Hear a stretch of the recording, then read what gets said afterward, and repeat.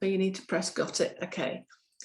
So for me, Language Trends is a really important survey that comes out every year that gives us a good cross-section of what's happening in the world of languages in schools. And it gives us quite a lot of bargaining power and information.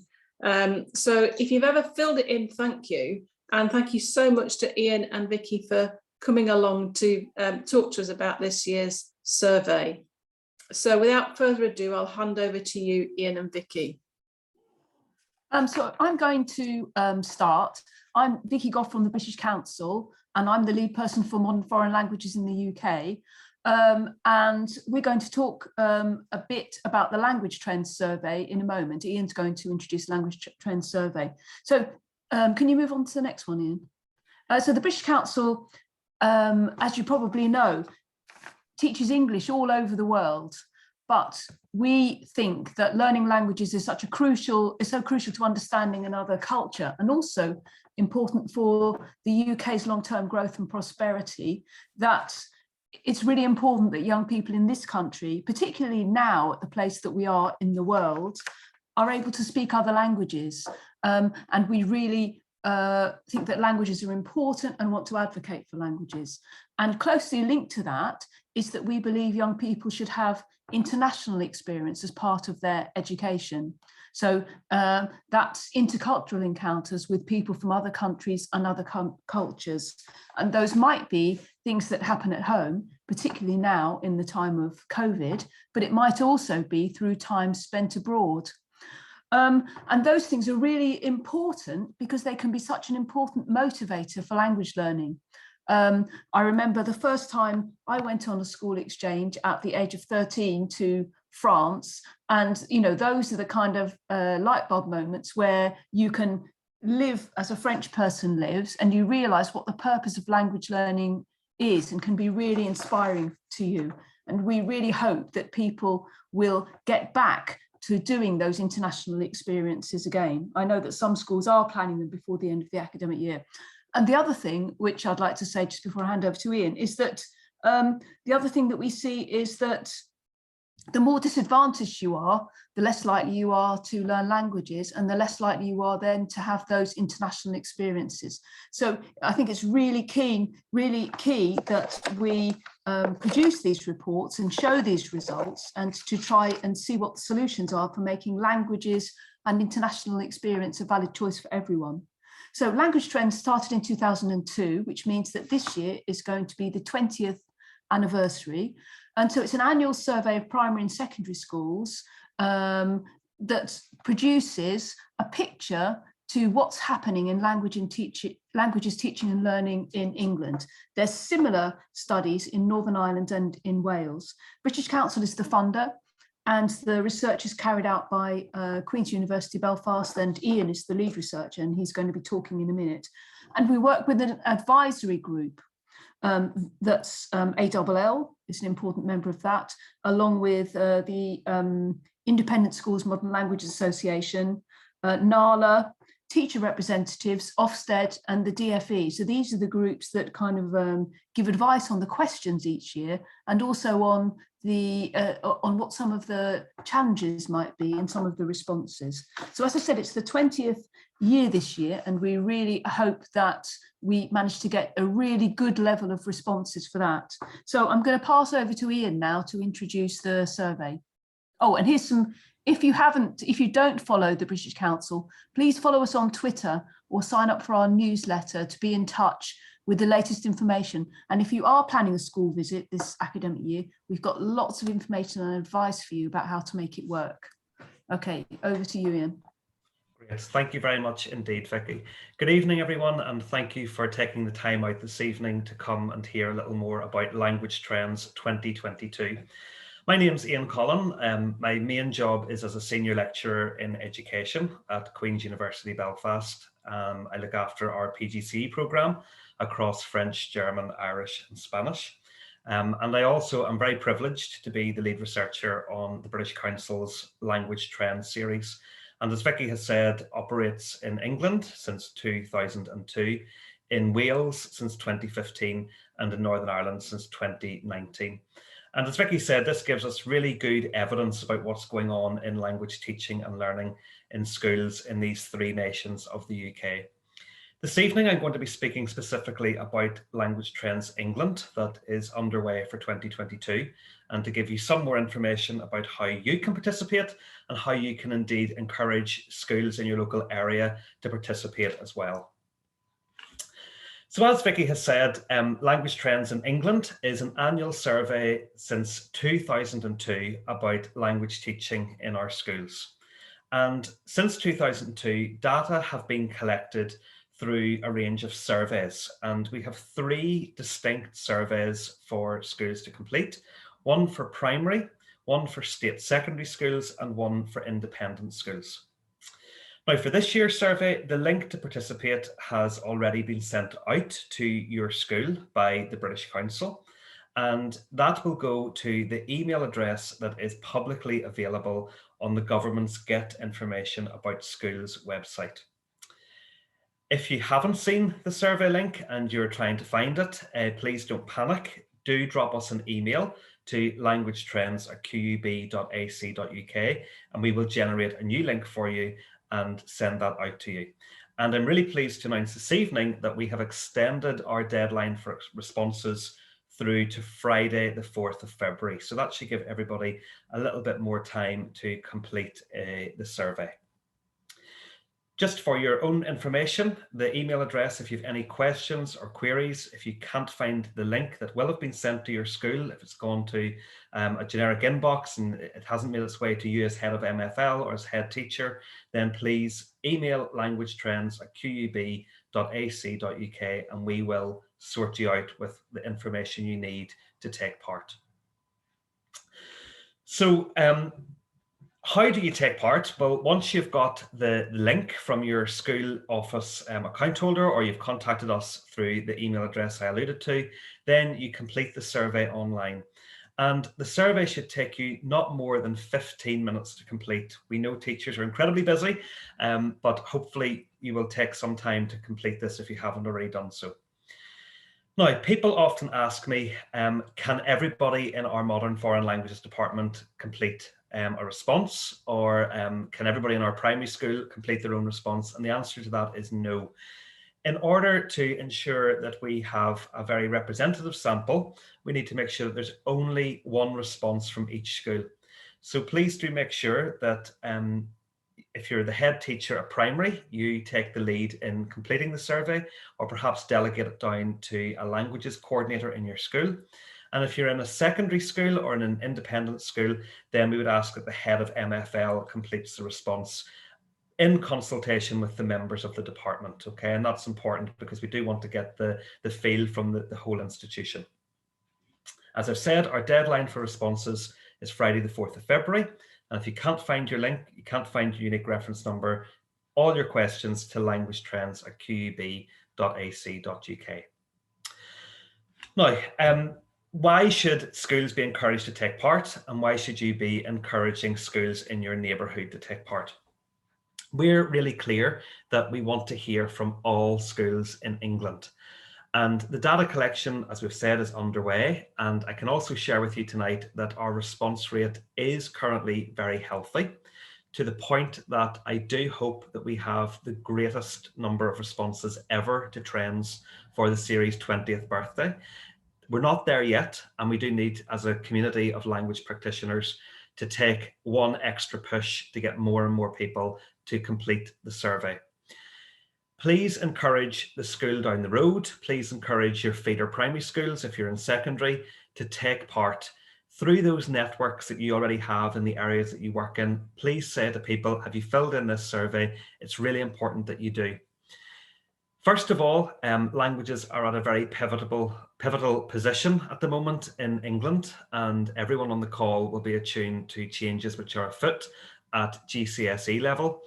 And it's really important that we develop a strong evidence base in this 20th anniversary of Trends as good evidence of what's going on out there in the sector.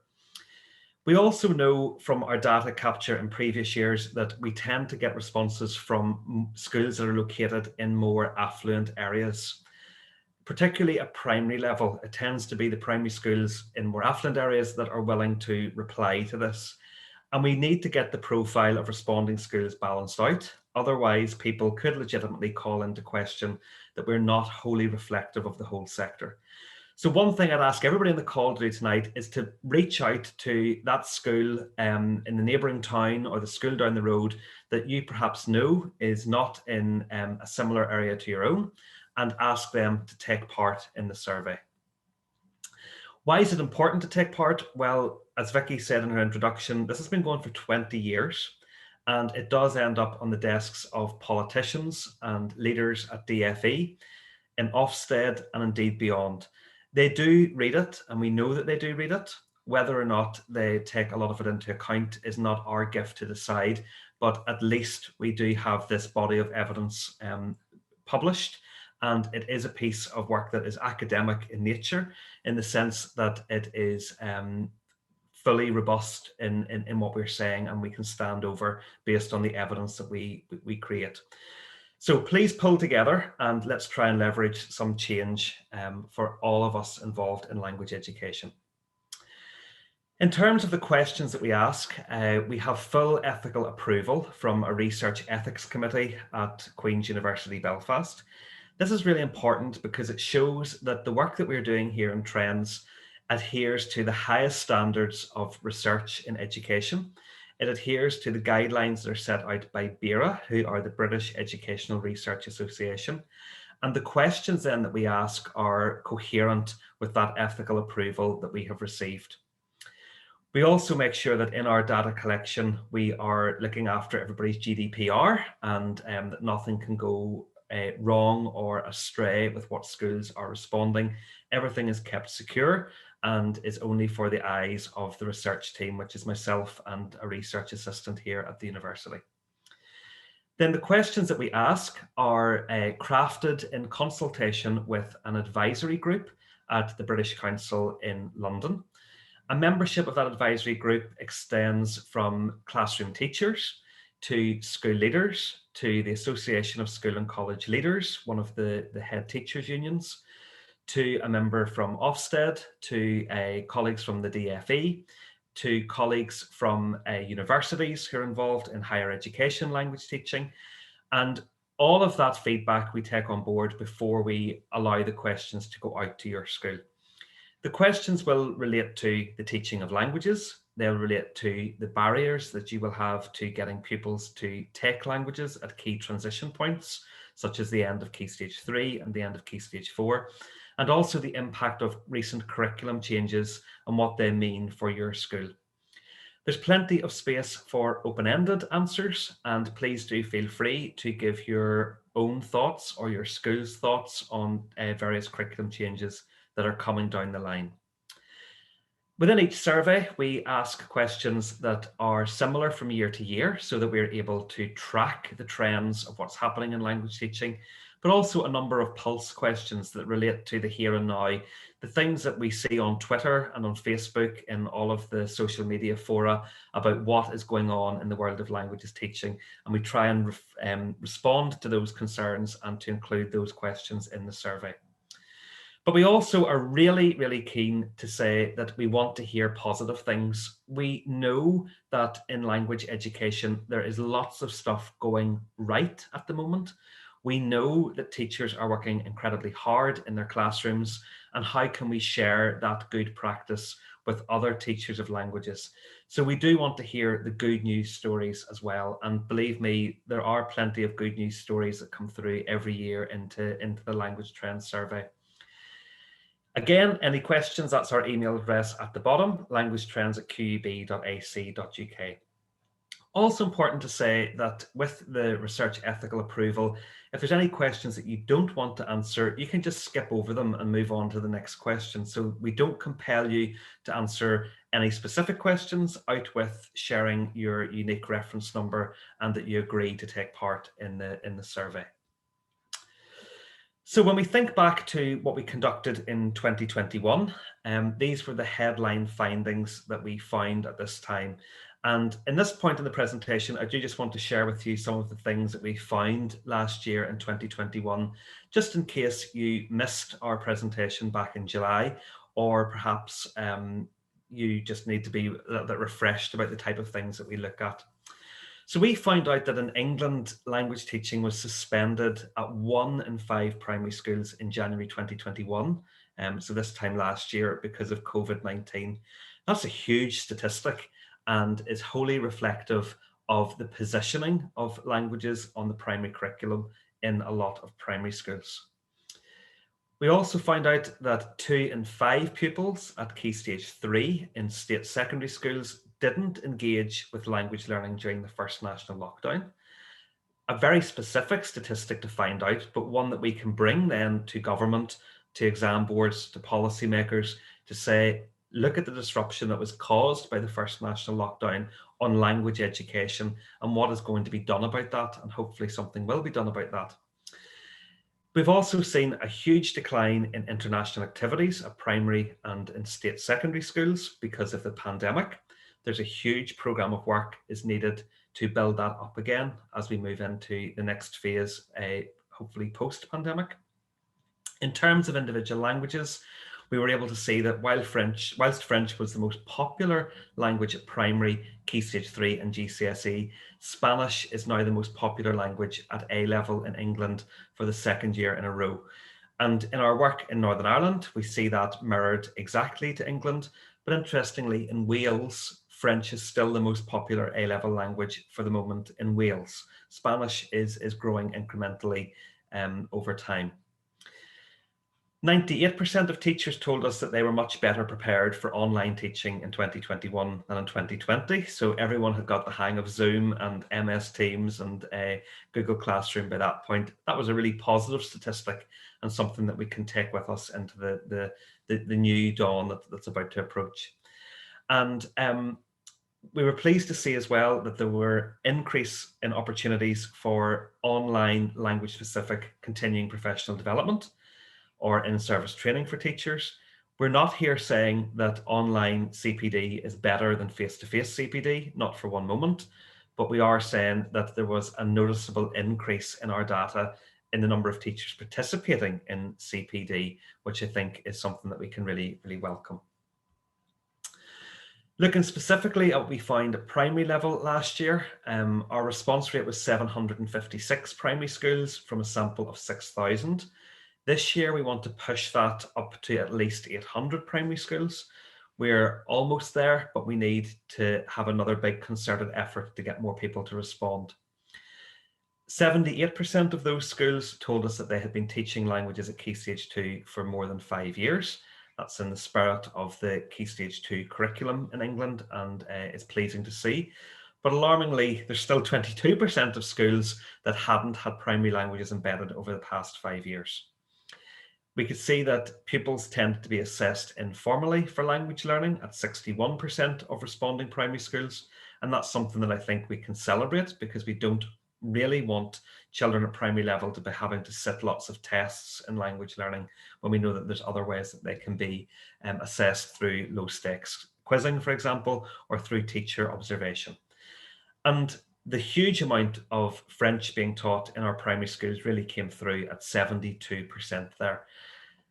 Reasons for that, we don't have concrete evidence, but having been quite close to the data, we can say that that's probably due to teachers who themselves have a GCSE or an A-level in French and teaching it at primary level. But again, that's just my own observations there.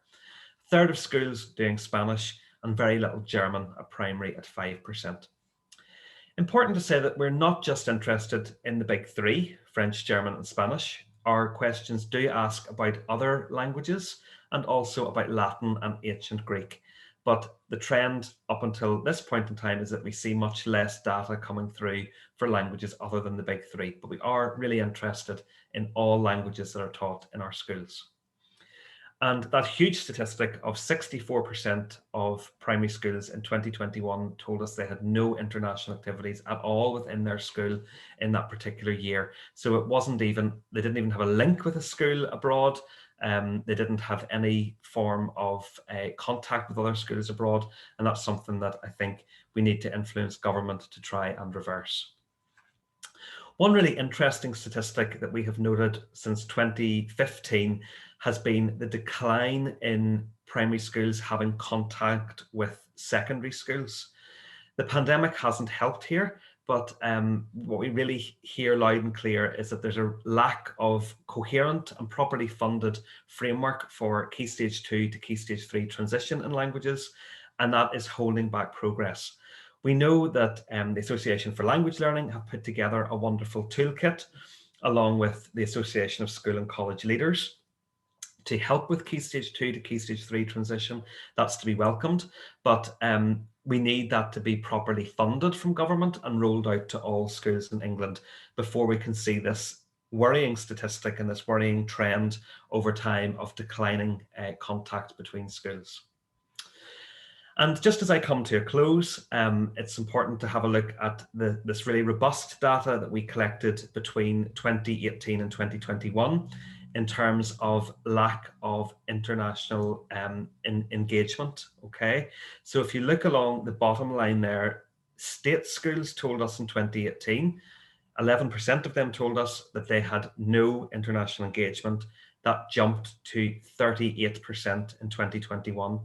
And the independent sector wasn't immune there either. It jumped from 3% of responding schools in 2018 to 11% of responding schools in 2021. We all know the context that we're living through post-Brexit, coming hopefully to the end of a global pandemic. The loss of the Erasmus programme and all of that went with it, and the replacement of Turing, whose impact remains to be seen. So as the author of Trends, I think this particular table is going to be really interesting to look at over the next few years and to see what happens there. So that was just a flavour of the type of things that we find in Trends. I hope you have found this useful. Vicky and I are very willing to take some questions and answers that I know that Kim is going to coordinate and share with us. But if I can make one plea to everyone on the call today, please do reach out to that school down the road, to your friends who are teachers of languages, and ask them, have they taken part in the survey? We just need that one extra push. And then I think 2022 could be the year that we can say to government, this is our biggest ever response rate. And that would be a very happy birthday present for the Language Trends series. Thank you. Oh, thanks so much, Ian. That was so clear as ever. It's just great to know that we've got somebody like yourself working on this every year. If you have any questions, how would you like to do this? If you'd like to push up your hand, you can ask it directly, or you can pop it in the chat, and I'll pick it up from there.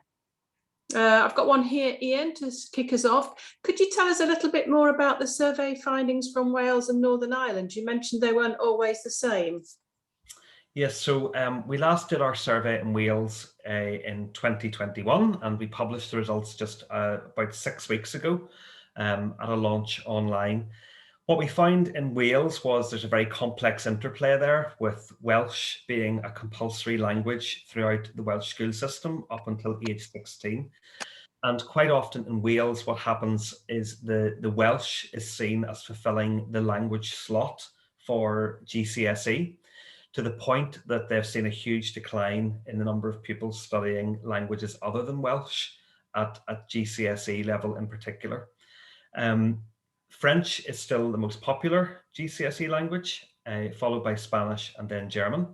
There's been a huge decline in French over the past 6 years, another decline in German, and the Spanish has been quite erratic in Wales over the past 5 years, which is very different to England, where we've seen Spanish growing over the past 5 years. One of the most interesting things to come out of Wales was the retention into A-level. And whilst the numbers of people studying GCSE, French, German and Spanish, are quite low, they do retain, compared to Welsh, a significantly higher proportion of their pupils. we saw that just 2% of pupils continued with Welsh to A-level, but those who had done GCSE Spanish, for example, we were sitting around the 10% mark of pupils continuing into A-level. So Wales isn't identical to England because of the interplay of Welsh, but it certainly was an interesting finding. Here in Northern Ireland, we can see a huge gap between our selective or grammar schools and our non-selective comprehensive schools. In Northern Ireland, we don't have any independent schools apart from one part independent school. So it's a different landscape of academic selection, a little bit like you would find in some areas of England. But we can see a huge social divide there coming into play. And as colleague said at the start of the call, it's those kids who go to schools in the least affluent areas, and those kids who are from backgrounds that are less affluent often have less choice in language learning and often have less opportunities for language learning as well, which is very regrettable. It is, yeah. It's something that does need to be addressed. Another question here from Ruth. I think this is your question, Ruth. What do you think, looking into your crystal ball, the government will say, or how they will respond when they read this year's survey? So it depends whose desk it lands on in government, but we certainly hope that through this survey that we will be able to present a very robust piece of academic work, which will show government exactly how teachers are feeling, will show government how teachers are teaching, and again, we will present exactly what we find. Okay, there's none of this will be sugar-coated. We are not trying to write a narrative or a story that we want to tell. We will be led by the data that we collect and by the research, and then it will be up to the gift of government as to how they interpret this. But I do hope that it will get some people to sit up and listen to the people who know what they're talking about, i.e. the teachers in the classrooms. They're the people who are so close to this and know what works with young people. And something that I'm very passionate about, having been a school teacher myself and taught my last Key Stage 3 class 7 years ago, students are now different today to what they were 7 years ago. And I think sometimes government don't understand the whole outworking of the pandemic on young people. They don't understand that young people have changed and have different priorities in their lives. And kids who I taught 7 years ago are now very different. And that's something that I think we need to get across this year in particular. Thank you. I think we've had a follow-up question there from Ruth about how can we amplify the impact of the survey. And I know that ALL and many of the other associations do push the language trend survey. And also, I know from my own writing, I'm frequently using the outcomes from the survey and the findings from the survey to underline, some of the more important points that we need to be making at the moment to make languages really open for all and available for all and motivating for all. Indeed, I would say that writing to your MP is always a good option. One thing people often ask is around the survey links that we share with each school, and can we not put those up on social media? The answer to that is no, because from a research ethics point of view, we don't have permission to do that. And the second reason is that once you put links on social media, it then becomes lots of people replying who shouldn't be replying. And we can't stand over the robustness of the data. So what we mean by that is if we were to put these links up on social media, you could have pupils responding on behalf of a school. You could have parents responding on behalf of a school. You might say to yourself, well, that have nothing to do if they chose to respond to the survey. But in order to make sure that our data are reliable and that we can stand over this as a piece of academic work, we can't share the survey links on social media. Now, that's not to say that in future years of trends, there may be a survey on social media, but that requires us to have ethical permission to do that. And it also requires us to think a little bit more deeply about our target audience and what we do with the data that we would get back from that. So we just need to be really clear with everyone that we can't share survey links on social media. We can share the email address, languagetrends@qub.ac.uk. It just takes one email to that from a school email account with the name of your school, and we will sort everything else out for you and make sure that you can take part. Right, thanks, Ian. That's really helpful. I've had another query here from Jean about ITT providers not having so many people applying this year. Are there any questions on the current survey about turnover of staff in schools? Because we're reaching the point of it with teacher supply, as we all know, that teachers are retiring. It's really difficult to recruit anybody from the EU now because they're not eligible for bursaries, etc. So are there questions that pertain to teacher supply and in the survey, Ian? Yeah, great question. We do ask around the numbers of teachers in a department and whether that has been declining over time. We do ask if recruitment is an issue, and I should say that this is in the independent and the state secondary surveys. We don't ask this at primary. We do ask around questions around teacher supply if it's an issue in particular areas, which then allows us to identify when we match up school responses with locality where there may be particular pockets of difficulty in the country. And on top of that, we also ask around where staff come from within the European Union or out with the European Union to try and get a sense of how many schools are reliant on teachers who come from member states of the EU. Right, thank you. That's really helpful. I was just wondering, for colleagues in sixth form colleges, they don't seem to be included in the survey. Is there a reason for that? Yeah, so unfortunately, we don't have a survey for colleagues teaching in sixth form colleges. It is something that we are aware of and that we will consider moving forward.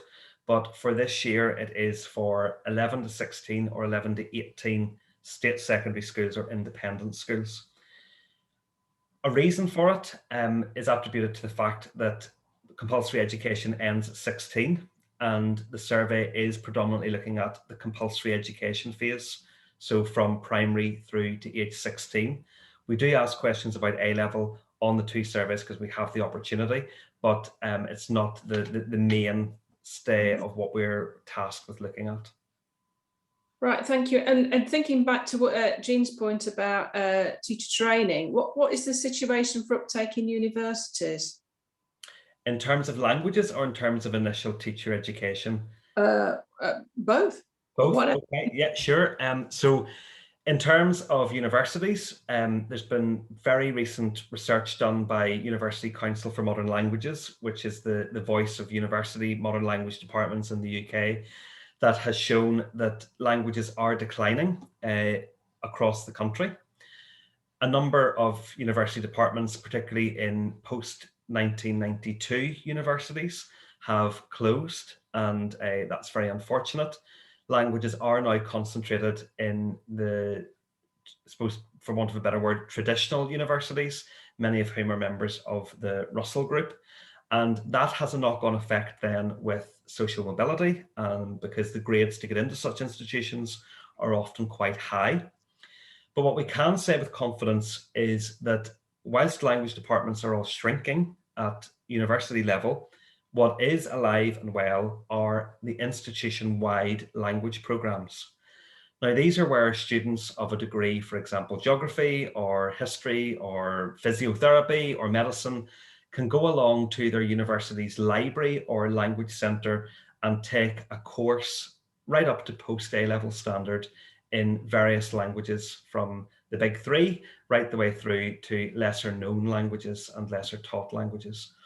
Those are alive and well and are growing year on year, but it's shifting the focus from languages being an academic discipline where you do a degree in French and Spanish to being languages as being a skill-based certificate that is almost the bolt-on to another degree, and wouldn't then lead into initial teacher training or initial teacher education, which is where we are also seeing a few issues and gaps, because there are less and less people coming through to do initial teacher training or initial teacher education. I can speak from my own institution and say that we have noticed a decline in numbers for language initial teacher education. In this particular year, I'm attributing that to the pandemic, and a lot of young people didn't have the opportunity to do a year abroad. So I do see a trend of young people now going abroad after their degree in order to get that year abroad experience. I'm very hopeful then that they'll come back onto the course in future years. But at other institutions across the UK, we do know that the numbers applying for language initial teacher training are going down. German, there's a particular problem because there are cold spots right across the country, and we do have areas of England where there's very little German taught. And we also then have other issues where, for example, in the classics, it's quite difficult in some parts of the country to find a classics teacher. So it's not only about saying languages are declining at university and at ITT, but it's also a case of different parts of England where we have to look at the exact situation and see that there are cold spots along the way for particular languages. And that's something that is really unfortunate. On top of all of that, then you've got the issue of people from the European Union who want to do initial teacher training here. There was a bumpy patch there where it wasn't possible, but thankfully it is now possible again. And that has been reviewed by government. That's something I think that we have to welcome as a community. But notwithstanding the added pressures of coming to live in the UK, whenever we're no longer part of the European Union, whenever it was once very easy to move from Salamanca to Salford to be a teacher, that's no longer as straightforward as it once was. So we don't look at all of that in language trends, but I do know from other colleagues working on similar data at a higher education level that those are the main issues pertaining to the sector. That's great, thank you, Ian. We've had a really interesting comment back about writing to engaging MPs from Anna to say they've engaged with MPs and Cabinet Member for Education, the Lord Mayor and Deputy Lord Mayor in Coventry, who've all been really supportive and are helping to push the importance of languages in Coventry. So if more MPs would club together in Westminster, that would be fab. Do write to them. Absolutely agree. And I think the all-party parliamentary group, the APPG, that is chaired by Baroness Jean Cousins, is also doing a really good job at bringing parliamentarians together, and is completely in line with what associations in the sector are saying about the critical things at the moment. Somebody else, A from Leeds, has talked about the 75% intended uptake at GCSE being unethical. I think the government did reduce their EBAC target for this for the pandemic year because of the pandemic, and said they thought it would be about 53 or 59%. So it did come down because of the situation that we found ourselves in. But nevertheless, as Ian pointed out, what's happening at GCSE and take up at GCSE is not equitable across all social strata, really. So that's something we definitely need to keep pushing. Thanks, Krista. You've also said, Ian, you referred to the big three. Do you think these will change from FGS to something else, S, and disappear completely? Oh, French, German, Spanish, I've worked it out, and to something else and Spanish, and then disappear completely. How do you see the big three languages changing? So if the current trends continue, we are going to see Spanish continuing to grow, and we are going to see French decline. We're also going to see German decline to really quite low numbers. Will this change to something else? The jury is out. We do know that there is interest in Mandarin Chinese, but that tends to come from within the Chinese community, as opposed to Anglophone L1 speakers wanting to take on Mandarin Chinese. There's also interest in Arabic, but what we've got to look at here is that we're dealing with two languages that have very different language systems to what we have in English. And why the French, German, and Spanish have developed to this point in time, I think, is because their alphabet and their structure is broadly similar to that of English. Whenever you go into tonal languages like Mandarin Chinese, or whenever you go into Arabic, then it does add a much bigger challenge, I think, to the language learner to to to progress at the same speed in it. And we know in language learning that children like languages whenever they feel they're making progress. And as teachers on the call will know, it's difficult to make children feel like they're making progress in French and German and Spanish. How that would work if we change to other languages that aren't currently part of the big three, it's not impossible, but it would require a great deal of effort on all parts to make sure that the children feel like they're making progress. And one thing I always couch all of this in is that we're teaching languages to 11, 12 and 13-year-olds. And it has to be something that they can find accessible. And it has to be something that they feel like they're making progress in. Other languages, definitely, there's a huge place for them, and we're very passionate about them as well. Ideally, you would build on those after you had started to master one of the big three. But yes, without doubt, Krista, the German is in a very precarious situation across the whole of the UK. There is no area in the UK where German is really healthy and you have lots of children doing it. It is falling fast, and it's something that we are all quite worried about. What can be done about that? Well, we know from the National Languages Strategy that has been put together towards the National Languages Strategy, I should say, that German features quite prominently in that. And there are calls for things like a German excellence programme, funded quite similarly to the Latin and Mandarin programmes that are in existence in England. And I hope that I suppose I've given a very honest answer there about it. The data show that French and German are declining, but what we would replace those with, I'm not convinced there's a silver bullet there. Well, I'm very aware that I'm trying to pull everybody's comments and questions in, but please, if you have got a question or a comment, now is the time to raise your hand or just open your video and make it. Feel free to do that. Yeah, so in terms of a comment here, somebody's asked me about what's the programme for German.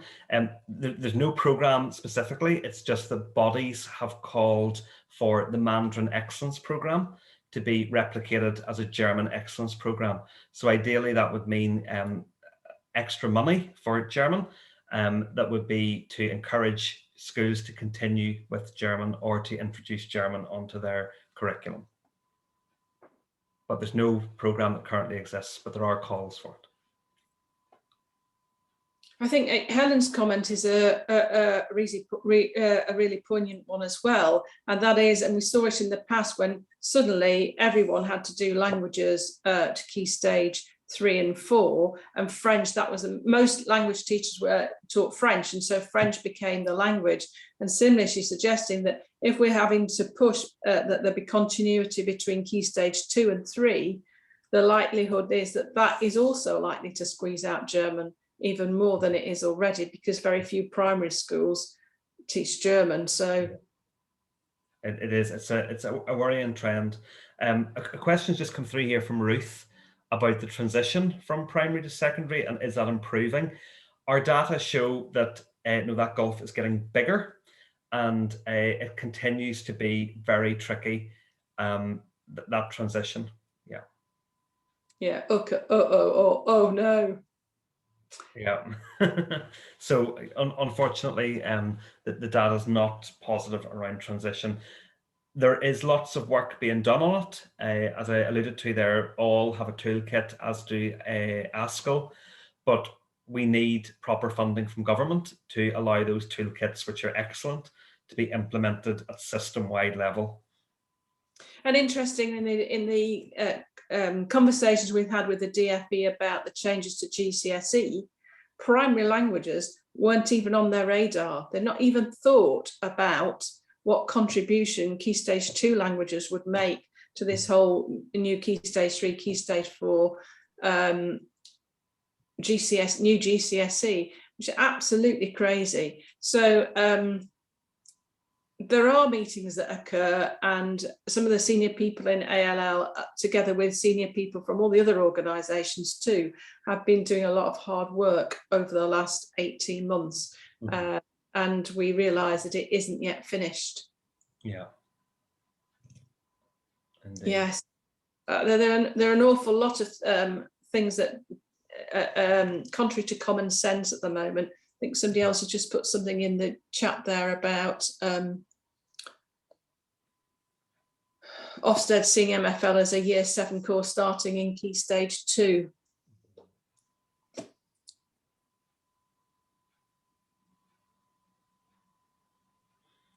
Yeah, I can see somebody commenting there about the mocks and results not looking good. I mean, when we know from our trends data, and this is something that I say to teachers, you know, take the trends data to your senior leadership.